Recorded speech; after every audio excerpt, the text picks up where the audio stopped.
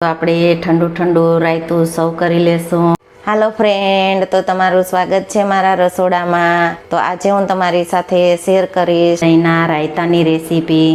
તો ચાલો શરૂ કરીએ રેસીપી। આજે આપણે બનાવશું દહીંનું રાયતું। તો દહીંનું રાયતું બનાવવા માટે મેં 500 ગ્રામ મોળું દહીં આવે તે લીધેલું છે। તો જે આપણે ઘરનું દહીં હોય તેનો ઉપયોગ કરેલો છે। રાયતામાં હંમેશા મોળા દહીંનો ઉપયોગ કરવાનો। તો રાયતા માટે આપણે અડધો કપ દ્રાક્ષ લીધેલી છે લીલી, 1 નંગ કેળું છે અને અડધી કાકડી લીધેલી છે। તો આપણે કાકડીને ઉપરની છાલ કાઢી અને તેમાંથી બિયાનો ભાગ કાઢી અને કાકડીને ખમણી લેશું। અને 1 ઇંચ જેટલું લીલું મરચું અને 1 ટુકડો આદુનો લીધેલો છે। અડધી ચમચી રાઈના કુરિયા, 5 નંગ મરી અને 1 નંગ એલચી લીધેલ છે। તો આપણે રાઈના કુરિયા, મરી અને એલચીને આપણે ખાયણીમાં ક્રશ કરી લેશું। તો તેને પહેલાં આપણે ખાયણીમાં ખાંડી અને ક્રશ કરી લેશું અને કાકડીને આપણે ખમણી લેશું। તો કેળાને આપણે ઝીણું કટિંગ કરી લેશું।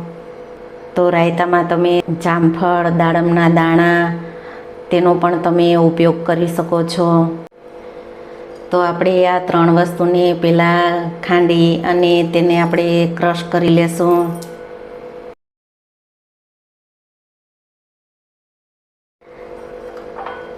તો આપણે રાઈના કુરિયા, મરી અને એલચીને આપણે આ રીતે ખાંડી અને આ રીતનું ઝીણું ક્રશ કરી લીધું છે। તો આપણે એ દહીંને પહેલાં વિસ્કરની મદદથી ફેટી લેશું। તો તમે જુઓ છો કે દહીં આપણે એકદમ સારી રીતે ફેટી લીધું છે। તો દહીંને આ રીતે ફેટી અને તૈયાર કરવાનું, પછી જ તેમાં આપણે મસાલા અને ફ્રૂટ્સને ઉમેરવાના। રાઈના કુરિયા, સ્વાદ પ્રમાણે મીઠું, 1 ચમચી દળેલી સાકરનો પાવડર।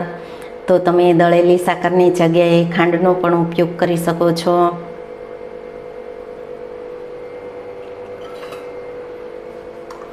તો આપણે પહેલાં સારી રીતે મિક્સ કરી લેશું।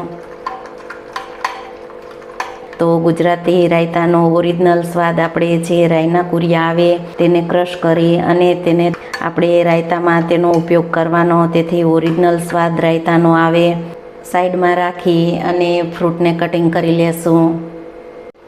તો કેળાને આપણે કટિંગ કરી લેશું।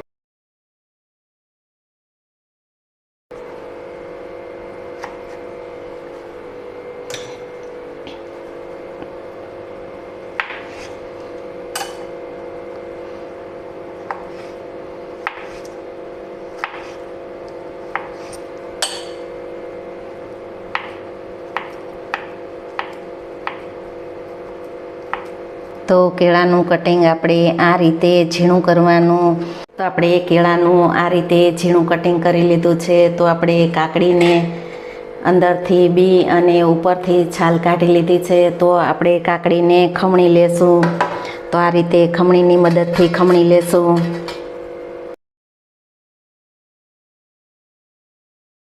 તો કાકડીને આપણે આ રીતને લાંબુ ઝીણું ખમણી લીધું છે। તો કાકડીને ખમણવાની જગ્યાએ તમે તેનું ઝીણું આ રીતનું કટિંગ કરી અને તે રીતે પણ તમે ઉપયોગ કરી શકો। તો આપણે કેળા, કાકડી અને દ્રાક્ષને આપણે રાયતામાં ઉમેરી દેશું।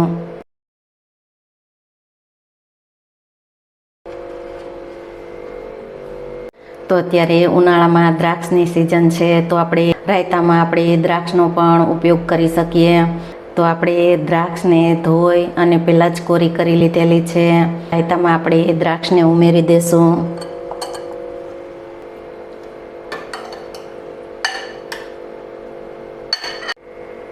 આપણે અડધી નાની ચમચી આદુ મરચુંની પેસ્ટને ઉમેરશું। તેને આપણે સારી રીતે મિક્સ કરી લેશું। તો કલાક આપણે રાયતાને ફ્રીજમાં ઠંડુ કરવા રાખી દેશું। ઠંડુ થઈ જાય ત્યાર પછી આપણે ઠંડુ ઠંડુ રાયતું સર્વ કરશું। કલાક થઈ ગઈ છે, તો રાયતું આપણું એકદમ સારું ઠંડુ થઈ ગયું છે। તો આપણે ઠંડુ ઠંડુ રાયતું સર્વ કરી લેશું. આપણે જ્યારે જમવાને કલાકની વાર હોય ત્યારે આ રીતે રાયતું બનાવી અને આપણે ફ્રીજમાં ઠંડુ કરવા રાખી દેવાનું. આ રાયતું છે તો બપોરે જમવામાં અને સાંજે જમવામાં તમે ગમે તેની સાથે સર્વ કરી શકો છો. તો ત્યારે ઉનાળામાં આ રીતે ઠંડુ રાયતું બનાવી અને આપણે લૂ અને ગરમીથી બચી શકીએ. તો લૂ અને ગરમીથી બચવા માટે આ રીતે રાયતું બનાવી અને ખાશો તો લૂ અને ગરમી જરાય નહીં લાગે. તો આ દહીંનું રાયતું છે તે ઉનાળામાં ગરમી અને લૂથી બચાવશે. તો ચોક્કસથી એકવાર મારી રીતે આ રાયતું બનાવી અને ટ્રાય કરજો.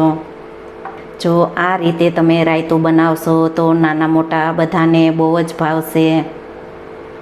જે આપણે પ્રસંગમાં રાયતું બનતું હોય તે જ રીતે આપણે ઓરિજિનલ સ્વાદ સાથે રાયતું બની અને તૈયાર છે. તો તમે જોઈ શકો છો તો આપણું રાયતું છે ને એકદમ સરસ.